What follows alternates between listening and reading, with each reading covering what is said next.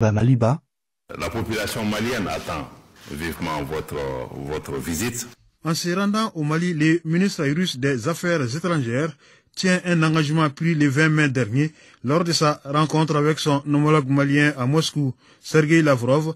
Il répond ainsi à l'invitation d'Abdoulaye Diop à effectuer une visite dans notre pays. Le ministre Diop conduisait une délégation composée de 4 membres du gouvernement venus discuter avec les partenaires russes des voies et moyens de renforcer la coopération militaire qui a déjà permis l'acquisition des équipements immatériels dont les vecteurs aériens pour les FAMA, une coopération exemplaire et fructueuse donc que les autorités de la transition veulent étendre à d'autres domaines dont l'économie.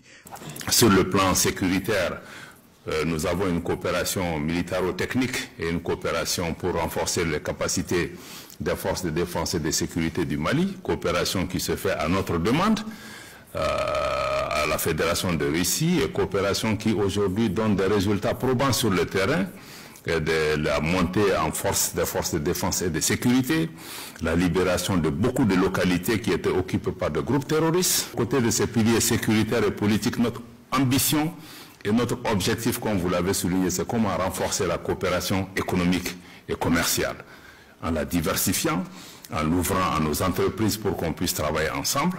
Aujourd'hui, pour cette visite en particulier, qui intervient dans un contexte géopolitique spécial, particulier, nous sommes venus pour pouvoir regarder un certain nombre de secteurs où nous pouvons travailler ensemble.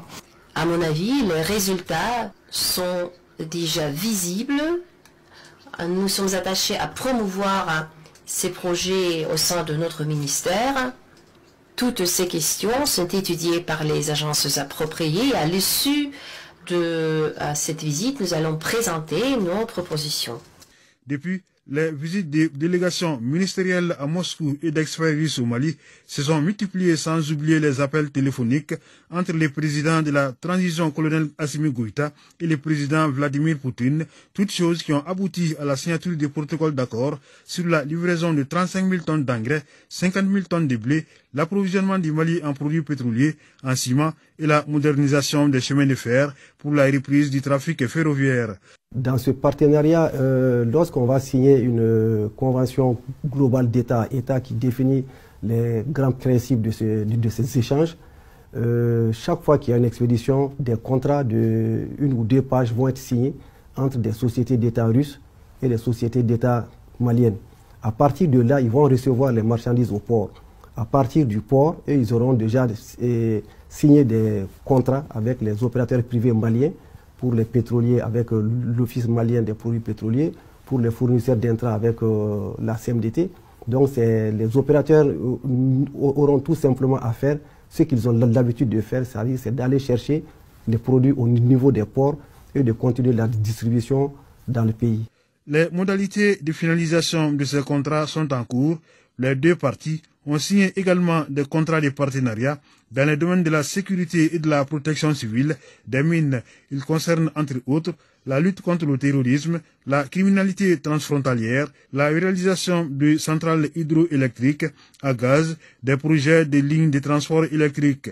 Pour ce qui concerne l'enseignement supérieur, les négociations sont en cours pour augmenter le nombre de bourses octroyées par la Russie au Mali. Présentement, ce sont 60 par an, alors que pendant la période soviétique, ces nombres atteignaient 400.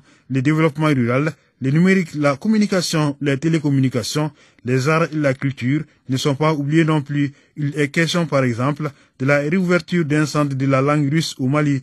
Au plan international, Moscou et Bamako ont des convergences de vues sur les dossiers concernant l'une ou l'autre partie. Ainsi, le Mali se réjouit du soutien que la Russie lui apporte au sein du Conseil de sécurité de l'ONU.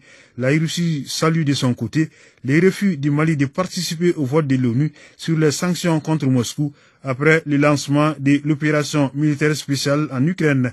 Bamako privilégie le dialogue, estimant que les sanctions ne peuvent pas tout régler. Certains partenaires n'ont pas encore réalisé que les choses ont changé.